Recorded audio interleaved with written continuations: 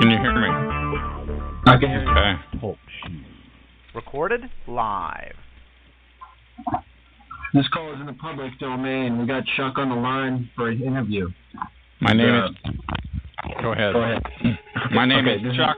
My name is Chuck Langenberg. Chuck Langenberg. Langenberg.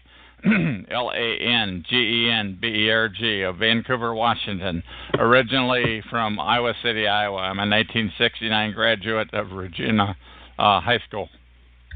What do you want to... Okay. Nick, anything goes.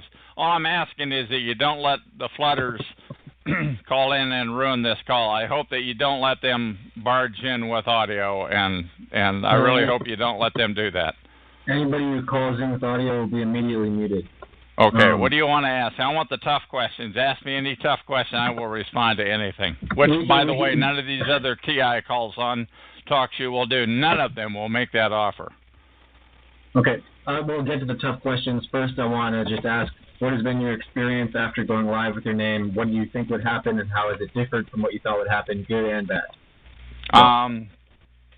I would say to some degree my targeting has increased since going live with my name. I would say what? In what way has it changed? In what way has it changed?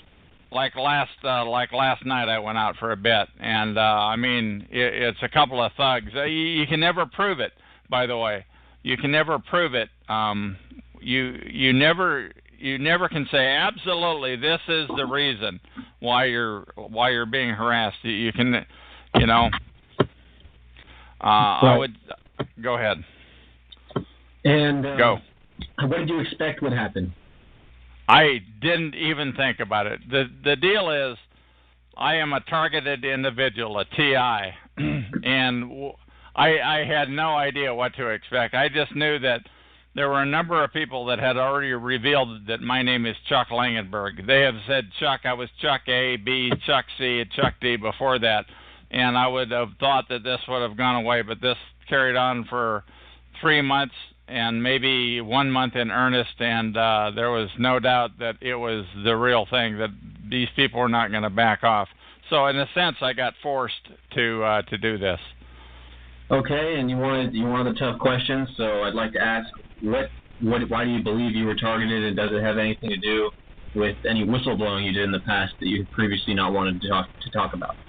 I'm going to talk about anything. You can ask anything. Yeah, I don't think you know why you're targeted. I don't think anybody is ever going to know why they're targeted. You're never going to get a registered letter in the mail from some governmental agency that says you're targeted because of this, that, or the other.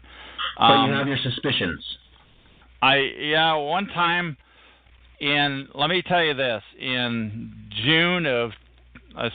April of 2006, they came at me like the wrath of God. I mean, I lived in my recreational vehicle, my RV, down in Portland at the time, and literally every time I left that RV, I was mobbed. Like I would be going to the video store or to the grocery store, or I would be driving up Interstate 205 to my postal box or what have you, and I'd be car mobbed on the way back to down to Portland again. I mean, and by the way, one of those times, and I've told this story on other audios, out on and about the internet. On one of those occasions, the lady in front of me, for no reason that I could tell, slammed on her brakes on her pickup in front of me, and the guy behind me tapped me into her. So it was a fault accident in my case. You can't. And it took me a while before I really realized that I was TI, a targeted individual. It took me a while to arrive at that conclusion.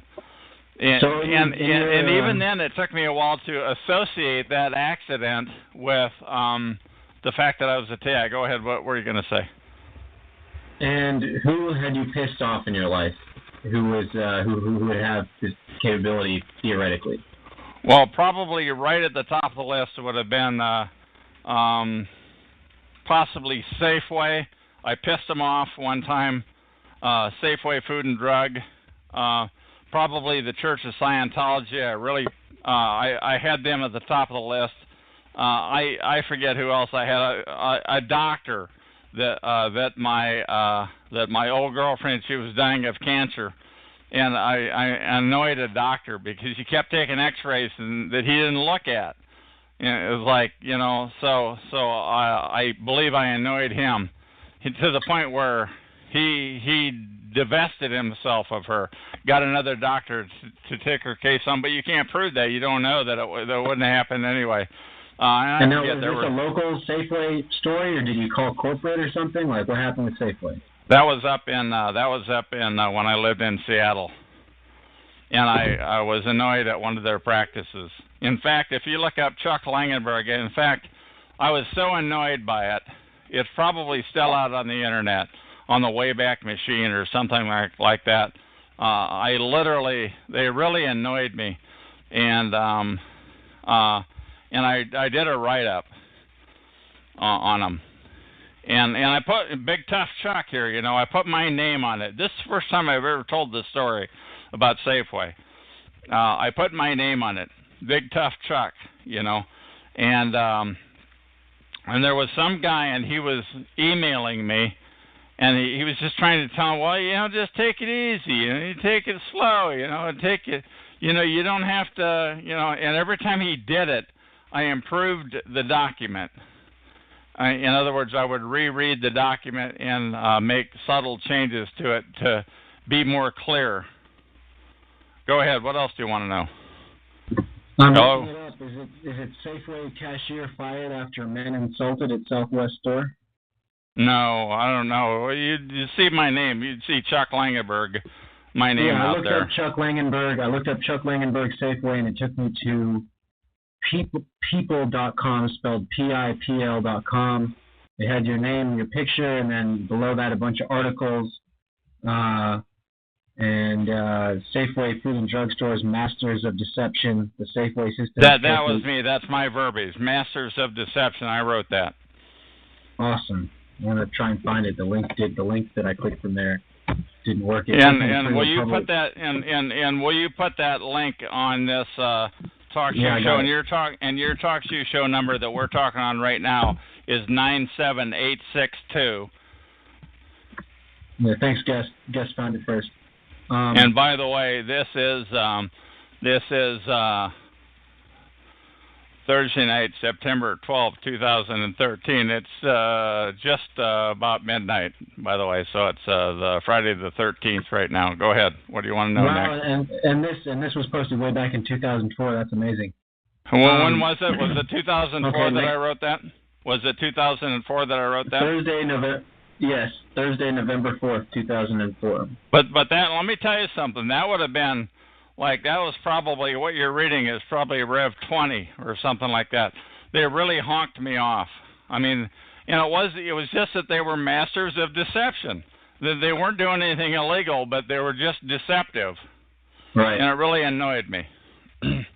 And what did you do to piss off the doctor specifically? Did you just yell at him, or what happened? I just said, have you looked? I really did just ask, have you looked at the what do you call it? The radar. What do you call it? I'm sorry, I'm at a lack of words right now. They take a picture of you. What do you call that? An X-ray. Did you look at the X-ray?